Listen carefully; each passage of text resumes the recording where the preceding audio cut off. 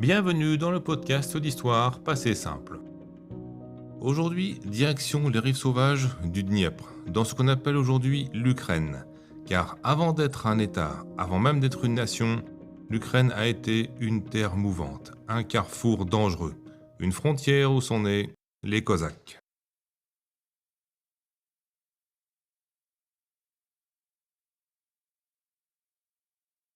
Remontons au XVe siècle. À cette époque, l'Ukraine en tant que telle n'existe pas. Le mot Ukraine existe, oui, mais il désigne une marche, une zone frontière, un espace périphérique. Ceux qu'on appellera plus tard les Ukrainiens sont alors les Ruthènes et leur terre est partagée entre deux puissances. Au nord-ouest, le Grand-Duché de Lituanie contrôle la majeure partie de la Ruthénie. Au sud, le Khanat de Crimée, dirigé par les Tatars, vassal de l'Empire ottoman, domine la péninsule de Crimée et les steppes environnantes. Le Khanat de Crimée tire son nom du titre de ses souverains, les Khanes, héritage de l'époque de la conquête mongole. À la fin des années 1480, les raids tatars ravagent les campagnes ruthénes. Villages brûlés, population déportée, territoires dépeuplés. Résultat, un vide. Un espace sans pouvoir, un territoire de danger mais aussi de liberté. C'est dans cet entre-deux, dans ce no man's land, qu'apparaissent les premières communautés cosaques. Les premières mentions des Cosaques remontent aux années 1440. Le mot vient du turc kazakh, homme libre, dissident, vagabond. Une racine que l'on retrouve aussi dans le nom d'un pays, le Kazakhstan. Les Cosaques sont d'abord des marginaux, déserteurs, paysans en fuite, mercenaires.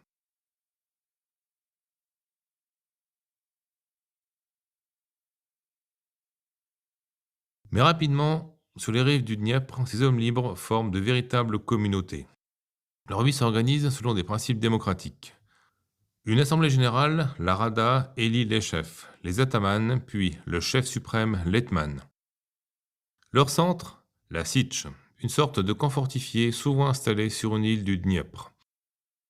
Leur nom, les Cosaques Zaporog, ceux au-delà des rapides, en ukrainien Zaporoi, d'où le nom de l'actuelle région de Zaporia. Leur ennemi, c'est d'abord le Tatar, puis, par extension, l'Empire ottoman.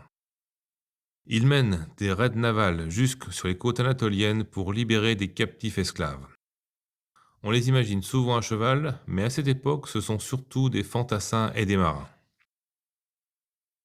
Le pouvoir lituanien puis polonais tente de les intégrer. En vain. La grande majorité des Cosaques restent viscéralement attachés à leur identité, leur liberté. Être Cosaque, c'est avant tout adhérer à un mode de vie. On devient Cosaque, on quitte les Cosaques, on y revient. Peu importe que l'on soit ruthène, polonais ou même tatar.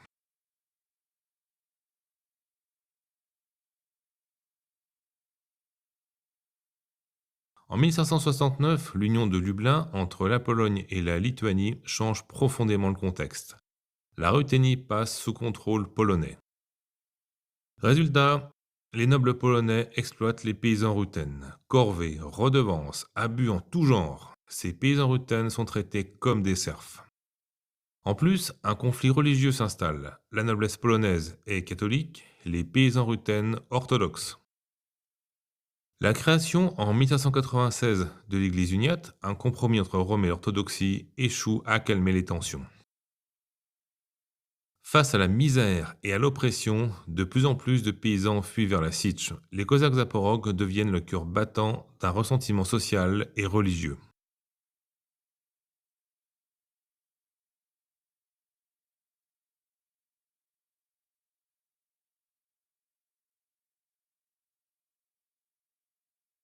En 1648, c'est la révolte. L'hetman Bohdan Khmelnytsky lève l'armée cosaque contre la Pologne. Les combats sont âpres, sanglants. Et Khmelnytsky réussit. Les Polonais sont repoussés de Ruthénie.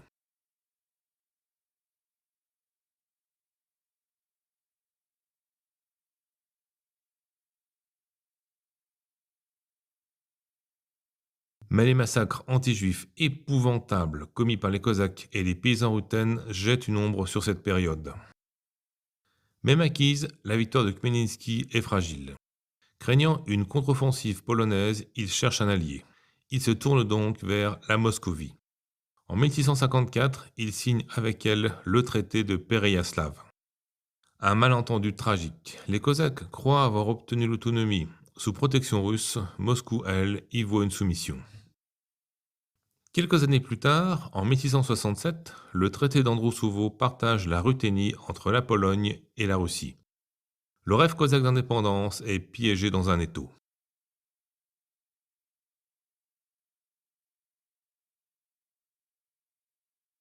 Au début du XVIIIe siècle, un dernier sursaut.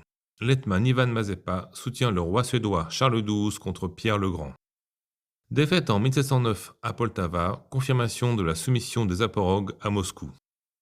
Puis, en 1710, Philippe Orlik, hetman en exil, rédige une constitution révolutionnaire car elle affirme la séparation des pouvoirs, la primauté des assemblées élues, la protection des civils, des veuves, des orphelins.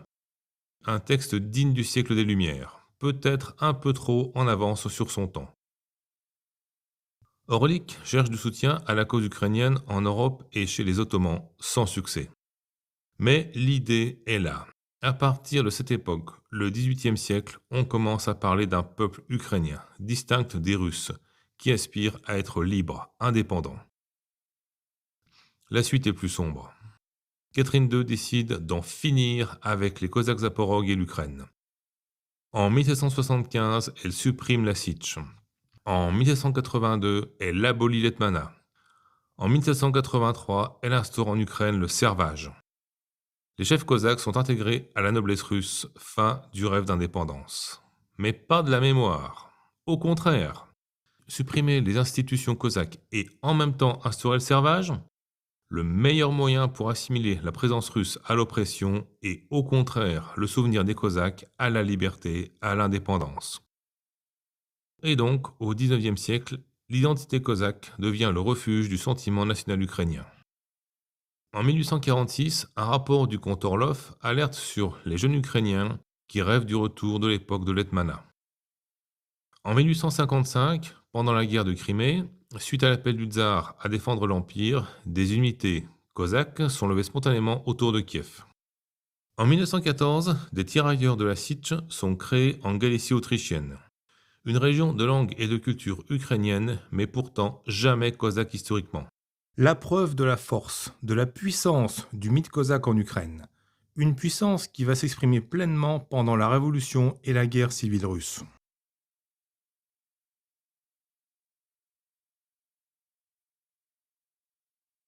En mars 1917, la première révolution russe donne naissance en Ukraine à une assemblée appelée la Rada, le même nom que l'ancienne assemblée des Cosaques Zaporogues. Ces proclamations prennent le nom d'Universal, comme à l'époque des Hetmans.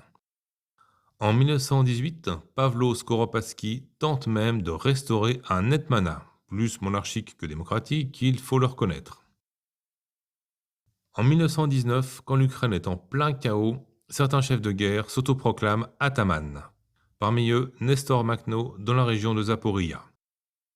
Anarchiste, mais inspiré des Cosaques. Même s'il ne se proclame pas ataman, sa base de Roulaï-Polé fonctionne comme l'ancienne Sitch. À cette époque, en Ukraine, la référence aux Cosaques est partout. Elle traverse toutes les idéologies, de l'extrême gauche de Makhno aux conservateurs de Skoropadsky.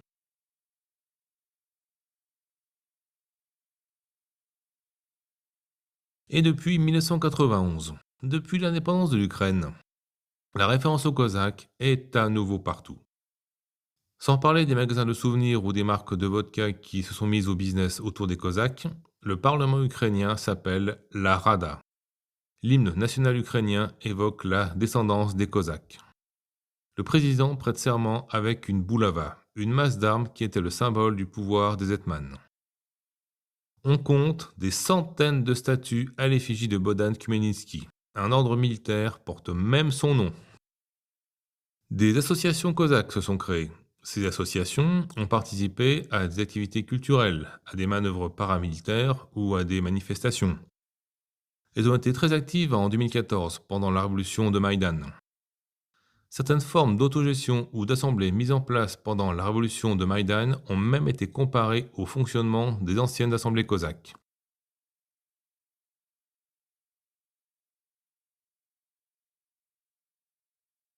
Donc oui, le mythe cosaque est puissant. Il évoque la liberté, l'indépendance, la résistance. Il est devenu un pilier de l'identité ukrainienne.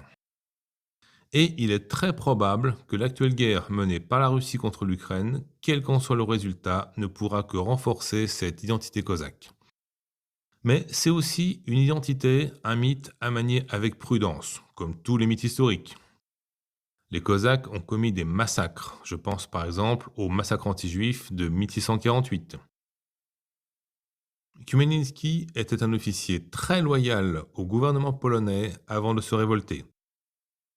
C'est lui qui a placé la Ruthénie sous tutelle russe. De même, Khmelnytsky et certains de ses successeurs ont essayé de rendre le statut d'Hetman héréditaire, monarchique. Bonjour l'esprit démocratique cosaque. Et pas mal de chefs cosaques n'ont eu aucun scrupule à s'assimiler à la noblesse russe, aucun scrupule à oublier l'Ukraine et la liberté. Et pourtant, ce n'est pas du tout une exagération de dire les Cosaques ont fondé l'Ukraine. Alors, pas au sens institutionnel, non, mais au sens de l'esprit national, de la conscience d'un peuple, oui.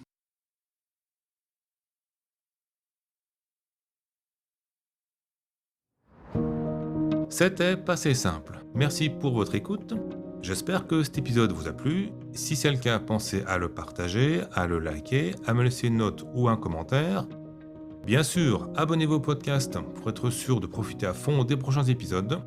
Je vous dis à très bientôt pour un prochain voyage historique.